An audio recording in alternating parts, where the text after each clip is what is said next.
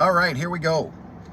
This is the first Devil's Details I'm doing after the 2025 CrossFit Open. And what I want to talk about here while it's fresh in our brains is I want to compare this year's Open to last year's Open and which one I believe is a better test. Getting back to what is right in my lane of expertise, talking about the programming on this year versus last year. I thought you guys might find this interesting. I was very interested in it and like thinking it through because it even helps me understand how I did last year compared to this year with the CrossFit Open.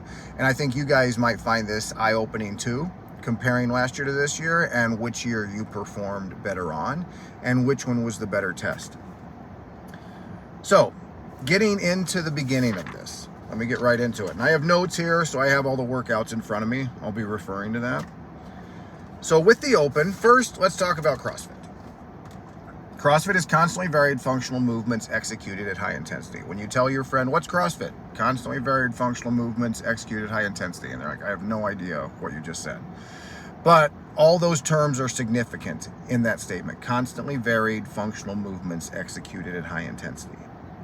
Okay, so one thing we know we're testing functional movements. We would define that as movements that are natural in life and not found just in the gym, but in life. I would compare this to a squat versus a leg extension. Unless you're never gonna sit down and stand up again, which you are, you're gonna need to do a squat. We don't need to do leg extensions in life. If you're gonna do a tricep extension, it does work your tricep. We don't do that often in life. We do press things over our head in life. So that's how we would describe functional movements that life demands. Then, what is the goal of CrossFit? It's described two ways. One, we want to build work capacity, and work capacity is moving large loads over long distance and doing so quickly. The last part, doing so quickly, refers to intensity. Large loads over long distance. If I take my big butt and do a burpee and then jump onto a box and take it down to the other side, I have moved a large load over a long distance and done so quickly. Maybe not as quick as someone else, but as quick as I can. Then there is also the goal of CrossFit, as Glassman defined it, developing a broad, general, inclusive fitness. So again, fitness with a large general capacity to do all of life's tasks. That's the kind of fitness I'm training you for. And so that's the kind of fitness that if we're doing the right test, to know if it's a good test, we have to know what we're testing. We're trying to test large work capacity, moving large loads over long distance and doing so quickly. We're trying to test your broad, general, and inclusive fitness. So this would mean I'm not testing your highest high jump or your fastest 100 meters or your biggest deadlift. I'm testing you to be good at all these things, that you can run and jump and lift weights. But it is not the extreme of any of these. It is testing all of them and that you can do all of these tasks. We are the ultimate generalists in CrossFit. Over the years, the Open has been going almost 20 years. CrossFit has been in existence longer than that, but they started the Open a little bit after it started. I think 2008 or 9 was the first Open. What has become clear is that we need to use movements that are measurable, repeatable, and easily observable. So we need to test movements that everybody can do to the same standard easily, that we can all look at and know that movement was done the right way, relatively easy, and have very clear black and white standards for that movement. So over time, we've experienced what movements this is not applicable for. So for instance, a push-up. You saw push-ups in the 2011 Open, you've never seen them since. Two people can be doing push-ups and doing a very different amount of work. And it is a very hard thing if we're talking across the whole world, hundreds of thousands of people, with people in the gym judging each other. It's a hard movement to judge accurately. And that's why I don't think you'll ever see push-ups again, and you haven't seen them again. Kettlebell swings would be another one. Kettlebell swings are a great movement to do in class, a great exercise, a very hard movement to judge evenly over everyone. That's easily observable to hit that same range of motion, which is why I would be surprised if we ever do see a kettlebell swing, and we haven't. A few years ago, Adrian worked in V-ups, which was a good idea, but even though that was even in the quarterfinals, the second level of the Open, lots of issues with the judging standard on that. People are trying to do it right. They think they're doing it right, but one person's V-up looks a lot different than the other. And I'd be surprised if we ever saw V-ups again as that came to light. In the same way, you're never going to see a 400-meter run. Adrian also worked in the shuttle run, which allowed running to be tested, which I think was a good idea. But it needed to be a short enough space that, again, is easily observable, easily measurable, and we all know we're doing the same distance. Unless CrossFit mandates we all go to Olympic tracks and have some drone overhead that's filming us, it's going to be impossible to observe that and make sure everybody's doing the same thing. So that's why part of the test needs to be the right kind of movements that are easily observable and repeatable and done the right way. So going back to, okay, so it sounds good that we're testing a broad, general, inclusive fitness. What does that mean from a physiological perspective? If I'm getting more into scientific terms, how do I measure specifically what I want to test? Well, a couple different things that I will be referring to in this that I think they have in mind.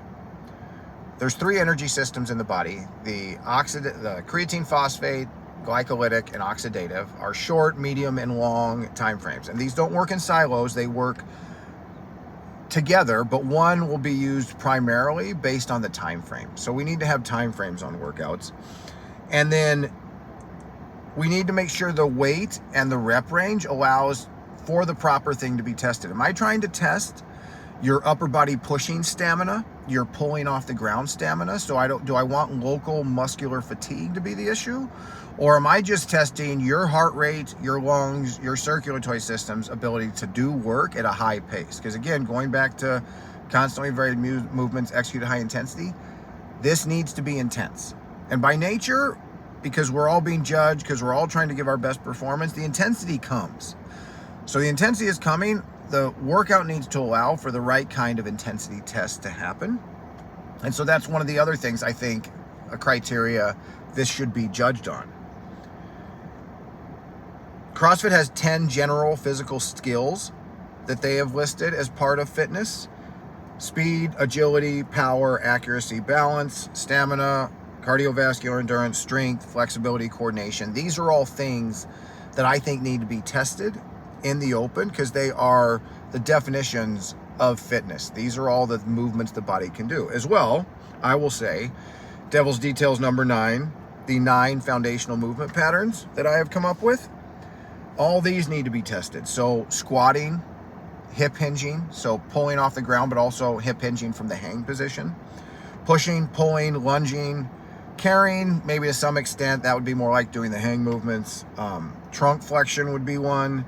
Unilateral, which is, I think, an important and a hard thing to test with the open, but something that does need to be tested. And then plyometrics, jumping. And guys, all of us, I've said this before, if you cannot jump, then life suddenly becomes very dangerous for you. And I'm not saying you need to jump on a 30-inch box, but whether you're jumping off of a curb, you're going hiking and jumping off of a rock, you need to jump over something in your way, we need to be able to contract our muscles in a coordinated and powerful enough fashion to get our body off the ground and control that movement pattern. We don't need to be able to jump high. Whether it's a jump rope or a 5-inch box jump, our body should be able to elicit that kind of movement pattern. In the same way, if you can't deadlift, suddenly life becomes very dangerous for you because you can't pick things up off the ground. All of us should be able to pick things up off the ground, and all of us will find something too heavy for us to be able to pick it up, but all of us should be able to pick things up off the ground. These are, going back to functional, natural movement patterns found in life, these are things life demands of us, so we should be able to do, and with CrossFit, we should be able to test. So those are the kind of references I'm going to get into, and again, this testing should be broad and inclusive and test a number of different things. There are limitations, or there are appropriate limitations to what the open should test as opposed to the games and higher levels of the testing. This should be testing the foundational, the basic movement patterns and the basic level of fitness that all of us need to do. And as you get towards the games, the tests and the skill and the accuracy required for that should naturally increase. And as I said, it should test intensity. That's a word I've probably mentioned more than any other word in all of my videos. And so we should work hard. And by nature that happens because we're all trying to give our best performance. So that has been a long introduction explaining how I'm going to go over these workouts, these 3 workouts compared to last year. So I will say the first workout in the open, and Adrian Conway did a video on this, and I'm going to steal his line. But he said the first workout should be a workout that tests in such a way that if I took any Division I athlete, they should be able to walk into the gym and probably do this test really well. It should be very accessible, very basic movements that are just testing my body's ability to do work. And maybe you can work in certain movement patterns, but this should be not anything CrossFit specific. This should be just life specific. So if you're a good athlete with a high work capacity, I can throw the first workout from the open at you and you can do it well if you're willing to put in the effort. Last year was a 15-minute time cap of dumbbell snatches and lateral dumbbell burpees over the dumbbell. What was this year's? This year's was for time, or no, this year's was an AMRAP. So last year's was a time cap. This year was an AMRAP, but also 15 minutes. So basically the same time frame. You can see a pattern here. Lateral burpees over the dumbbell too. This time, instead of dumbbell snatches, hang dumbbell clean and jerks, and then the lunges were added in. Very similar stimulus. Both favor shorter people, and CrossFit in general is going to favor shorter people, just at a certain level, not too short, but at a certain level, that medium height, medium build is what is natural for CrossFit athletes. So saying this one favors tall people or short people, that's going to happen a little bit, and it's just going to happen. That is not a weakness of the testing. That is kind of in life. Those medium build people tend to be the best at all things if they are fit. I believe the hang clean and jerk this year was a better test than the dumbbell snatch last year because it's testing more unilaterally each side of the body's individual stamina. Because you're snatching off the ground with the dumbbell, the hips, the body hip hinging is much more involved, and so it's not as much of a unilateral movement. This became a much more unilateral. We all felt the weakness on our weak side compared to our strong side, much more than you were doing this when you were doing the snatches last year. So I think it was testing the same thing, while this year's hang clean and jerk was also testing other things that the snatch was not. Upper body pulling and pushing, local muscular stamina, still allowing the engine to run in the body, but testing that as well. That I don't think the dumbbell snatch tested as well in that. Also, because it was from the hang and not from the ground, the weight sits on you. So going into that, talking about carries and just having load on your body, it became a pseudo carry even though you're not moving. So that load just sat on you. And I think it helped keep the heart rate up a little bit more. I think also the lunges was a great addition to this workout because now we're testing lower body unilateral strength. I told that to Janelle as soon as this workout came out. We're getting the unilateral, the one side versus the other test on both the upper and lower body in this workout. Now the lunges weren't super significant, but we all know if you're going to get a good score and go fast, you had to do the lunges fast, and both legs had to be able to do a lunge. So that was a great addition to this one that kept the heart rate up, keeps the body moving. Everybody can do a lunge, but now I'm testing something else additionally that wasn't tested in last year's workout. And then the burpees over the dumbbell, that kind of accuracy. Again, we're doing a little bit of a jump, not a big jump, but we're testing that plyometric, that balance and accuracy and moving in space, and nothing tests your engine like doing burpees, as we all know. So I give the nod to this year, 25.1, over last year, 24.1 on the first workout. Now we're going into the second workout, but I'm going to compare 25.2 to last year's 24.3 because I feel like those two fit together for this comparison. Last year, 24.3, you did 5 rounds of 10 thrusters and 10 chest to bar pull-ups. 5 rounds of that, you rested a minute. And then you did 5 rounds of 7 thrusters at a heavier weight and 7 bar muscle-ups. This year, well, as we all know, we were doing descending reps of pull-ups and then chest to bar pull-ups and then bar muscle-ups. And there were double unders in there, and the thrusters kept getting heavier on this. So again, very similar. Thrusters in both, pull-ups in both, bar muscle-ups in both, with the addition of double unders in this one. This was your more, now we're testing a little bit more upper body strength stamina with the pulling. You're testing strength too and endurance. Nothing tests your engine like thrusters. I've done a whole video on thrusters. Nothing tests your engine as well as thrusters. So this is a big engine test while also testing that strength. Because guys, I want to say, I don't think the open is an appropriate place for a 1 rep max test. In general, as I get older too, I don't care about PRs on a 1 rep max lift, as I care about your ability to cycle weight in the 50 to 80% range of your 1 rep max. Because now I'm working strength, but my whole body is working. My heart rate is high. I'm breathing heavy. The goal of CrossFit is to develop fatigue resistant strength. I've said this before. We build fires, fatigue resistant strength. In the open, if we're testing base level strength, that outlier of a 1 rep PR is too specialized. It's too, again, specialized, not as general. I want to see your body's just ability to move a decent weight over and over and over, and it should get fairly heavy. And so the thrusters moving up in weight and the bar muscle ups at the end of both of these workouts is testing your ability to move forcefully and powerfully when your heart rate is at its highest. Both of these workouts were designed to test the same thing. I think this year wins again compared to last year because, one, I think it was a better intensity test. Those guys that finished this workout know at the very end you had to get through those bar muscle ups quickly, get those dumbbell unders, and your last thrusters were at the heaviest weight. There wasn't as much volume. So what I mean by that, there weren't as many reps this year as there were last year in the workout, but I think it actually made the intensity higher while still working in a similar time frame. And this one again tested more. And last year with that 1 minute break, it was allowing for the weight change, but it was trying to test your shorter energy system, your under 10 minute kind of power output. This year's had a 12-minute cap. For the fast people, they were done in under 10 minutes. But for all of us, you were working your short-term, high-powered energy system very anaerobically on this. And so that's where both of these were designed to test. This was the quick energy system test for both this year and last year. I think it's very hard to do a sub 7-minute test or that kind of a test in the open, because the people that are so fast, if we do something that most of us are finishing in 7 minutes, the elites are finishing in 90 seconds or 2 minutes. So it's hard because this workout was the one that some of the fastest people in the world were done in under 5 minutes, which is crazy. But for most of us, this is a 10, 12-minute workout. So this was the fast test. And I think this is how you'll see the fast test going forward, is not under 10 minutes, but in that just around 10-minute time frame.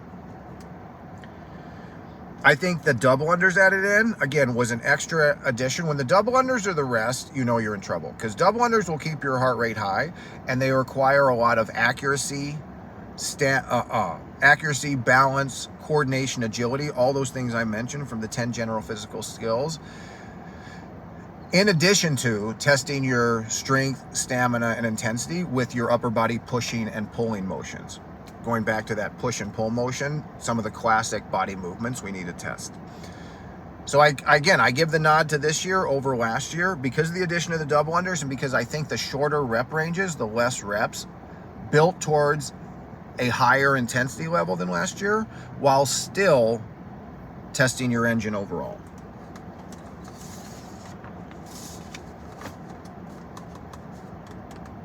The last one. So now I'm comparing 25.3, the one we just did, to 24.2. This is where I think this year really shines as well. So cat's out of the bag. I think this year was a much better test. 24.2 is a 20-minute AMRAP, 300-meter row, 10 deadlifts at 185, 125, and 50 double unders. So they threw the double unders last year into the second workout, 24.2. This was another motor test. It was strength stamina because the 185 deadlift, if you were going to get a good score, you were going to do a lot of deadlifts at 185 and 125. I think it should have been 225 and 155 last year, and I think that's why you saw the deadlift go to 225 and 155 this year. I think they realized that. To test that strength better, it needed to be a little bit heavier across the board for the masses. So now we're hip hinging, pulling off the floor over and over and over. Why did this year do it better? This year tested so much more. Last year was just the deadlifts, just the rowing, and then the double unders. This year we did cleans, we did snatches, and we did wall walks. So much more being tested in this year's workout compared to this comparable workout from last year. The deadlift was increased. You had the rowing in there, like you had the rowing from last year, that get the engine up. That rowing was a trap on both of these. Don't go too fast, but you still got to get the work done. The power clean and the power snatch, now we're pulling powerfully, not just, deadlift is more of a strength move. The power clean and power snatch, we're pulling forcefully off the ground, both to our shoulder and then overhead. Much more skill is involved, much more coordination, much more balance. All of these skills that weren't tested by the deadlift are tested because we're doing these both under fatigue. And then you get the upper body pushing stamina from a gymnastic standpoint with the wall walks. And guys, this is why I personally, this showed a gaping hole in my fitness game that last year did not uncover. And shame on me for not realizing the hole it was. But my wall walk stamina is not where I think it can be or should be or needs to be. And last year I did better because that was a gap. It was left out of last year's testing. And I did bar muscle ups both years. I did the thrusters both years. But this year, that stamina on those wall walks, and some of you know what I'm talking about, I ran out of juice on those. And that is here's what I'll say about wall walks. They're not terribly a functional movement. I don't think you're ever walking in your house upside down against the wall. But it tests a movement pattern and a strength component that does transfer to life and is very applicable in life. And it tests in a way that is measurable, observable, and repeatable. It's easy to know if you're doing a wall walk right. It's easy to have that same range of motion that's good for all of us. And so that's why I think the movement is a good testing movement and a good training movement that has many other applications in life. So I like it here, and it's a safer movement than handstand push-ups. I doubt you'll see handstand push-ups in the open again. You might see them in quarterfinals or later, but you're not going to see them here. This tests those same muscles in a very similar way, much easier on the joints. You're not going to crack your vertebrae. And it was very frustrating for me because, when it's stamina, like I said, when it is local muscular stamina, I wanted to go. Heart rate wise, I could go, but I couldn't because my shoulders were giving out. And that's why I think this year, with the addition of the wall walks, with the subtle differences in intensity on the second workout, the first workout testing unilaterally, both the upper and lower body, so much more was tested in this year than last year that it is clearly a much better, it's an easy win for this year over last year. It tested the 10 general physical skills much more completely. It tested the 9 foundational movement patterns much more completely. And I think wall walk being the critical addition this year that wasn't there last year, that was just not tested essentially. And so that's where I'll say this has gone long enough. This year wins over last year, and as we're always learning, I'm going to be adjusting my own training. You're going to see subtle changes to the programming going forward, and you're always learning with this. But that's what I love about the Open. It shines an unflinching light on your fitness and shows you where the holes are. And you can either get frustrated with that and say, fuck it, I'm done, or you can get more determined and come back in and get better. And I'm seeing that attitude from a lot of guys, a lot of people in the gym that were frustrated with certain movements. Use that, guys. Channel it. Don't just give up. Channel it.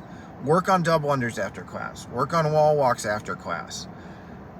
Work on your pull-ups after class. Work on these things. They will be in class too and in the workouts, but work on these things after class and get better at your weaknesses so that the holes that the Open reveals in your game get filled next time they come around. All right, guys, I think I have talked long enough. This has been a long one. I would love to hear your thoughts on this. Right on.